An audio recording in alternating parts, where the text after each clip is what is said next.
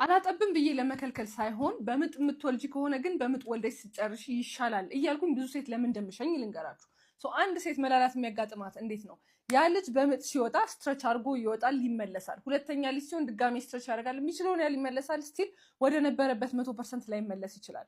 ይሄ ደግሞ በግንኙነት ሰዓት ምን ያመጣል? በግንኙነት ሰዓት ፍሪክሽን አይኖርም፣ ያዛ አያደርግም።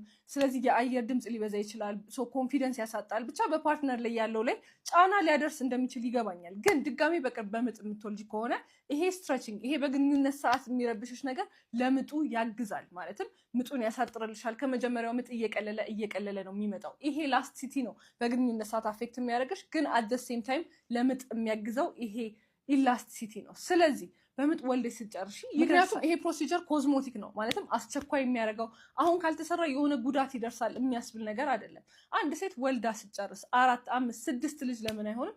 ሁሉንም ከወለደች እና ከዚህ በኋላ ሌላ ልጅ አልወልድም በምትልበት ሰዓት የዛኔ ታይተኒንጉን ማሰራት እንችላለን። ኮዝሞቲክ ነው፣ ቀስ ብሎ የሚደርስ ነገር ነው። ግን አሁን እንደዚህ መላላት ቢያጋጥማችሁ ራሱ በቅርብ የምትወልዱ ከሆነ ልታስጠብቡት ምጣችሁን እንደ መጀመሪያው የመመለስ አይነት ነገር ስለሆነ ወልዳችሁ ስትጨርሱ ይደርሳል።